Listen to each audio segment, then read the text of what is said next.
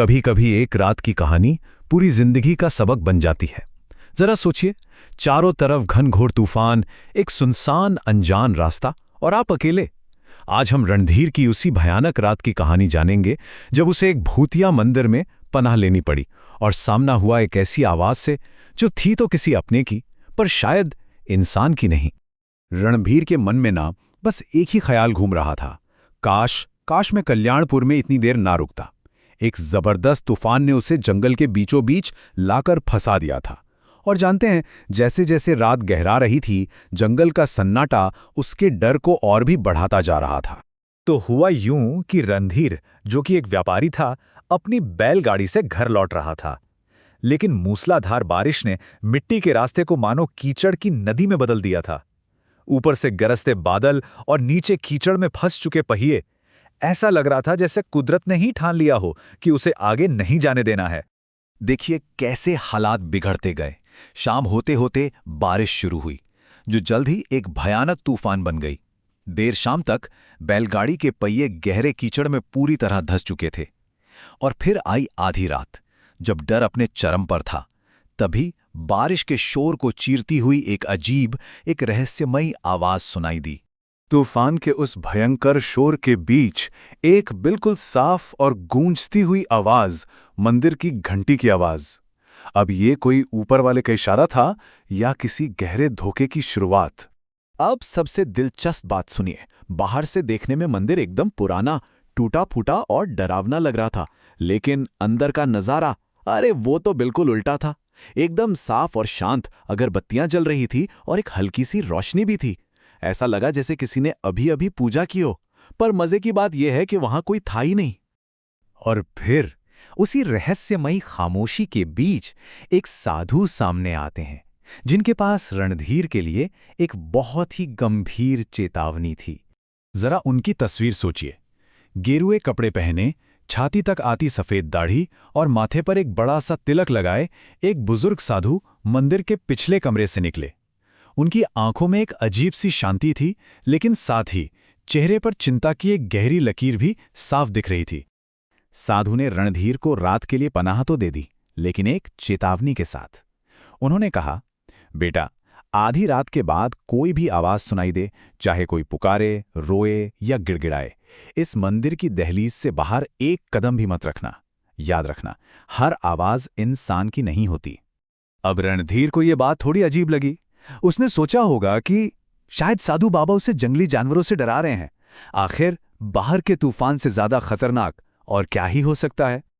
लेकिन रात का असली खतरा और रणधीर का असली इम्तिहान तो अब शुरू होने वाला था, जब अंधेरे से एक बेहद जानी पहचानी आवाज ने उसे पुकारा।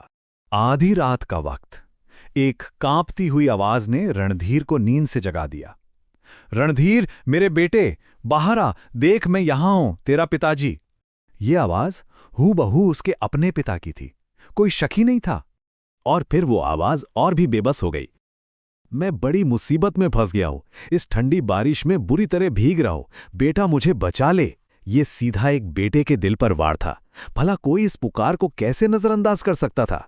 रणधीर का दिल जोर जोर से धड़कने लगा। एक तरफ साधु की चेतावनी थी, दूसरी तरफ अपने पिता के लिए उसका प्यार। दिमाग उलझन में था, पर दिल फैसला कर चुका था। उसका हाथ धीरे धीरे दरवाजे की कुंडी की तरफ बढ़ने लगा। जैसे ही वो दरवाजा खोलने ही वाला था, किसी ने मजबूती से उसका हाथ पकड़ लिया।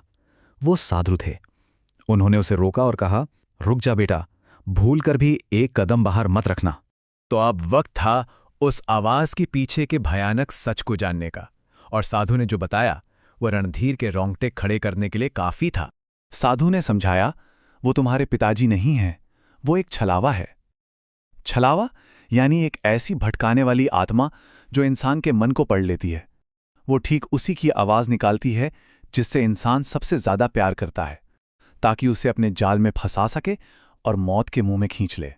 इस आत्मा की कहानी भी बड़ी दर्दनाक थी। साधु ने बताया कि ये कभी एक इंसान हुआ करता था जो अपनी पत्नी की मौत के गम में पूरी तरह टूट गया था। उसने एक तूफानी रात में इसी जंगल में अपनी जान दे दी थी।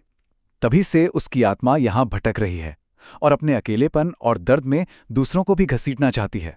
ये सुनते ही साधु हनुमान जी के मूर्ति के सामने बैठ गए और जोर जोर से मंत्र पढ़ने लगे।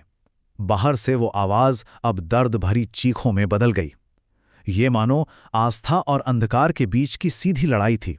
जैसे जैसे मंत्रों की शक्ति बढ़ी, वो भयानक चीखें कमजोर पड़ती गईं और आखिरकार तूफान के शोर में कहीं खो गईं। सुबह हुई, तूफान थम चुका था, लेकिन रात के खौफ का एक ठंडा जीता जागता सबूत बाहर इंतजार कर रहा था। रणधीर ने जब बाहर निकलकर देखा तो मंदिर के चारों ओर की गीली जमीन पर अजीब गैर इंसानी पैरों के निशान बने हुए थे। ऐसा लग रहा था जैसे कोई रात भर मंदिर के चक्कर काटता रहा हो।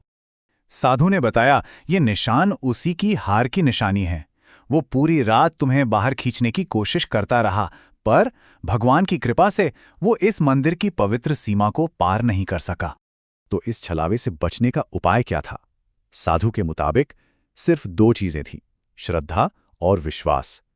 और यही वो 2 ताकतें थीं जिन्होंने उस रात रणधीर की जान बचाई थी।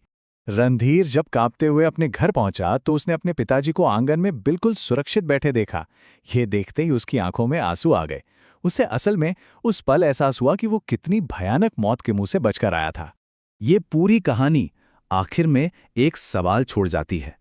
अगर उस रात मंदिर में वो साधु न होते तो रणधीर का क्या होता?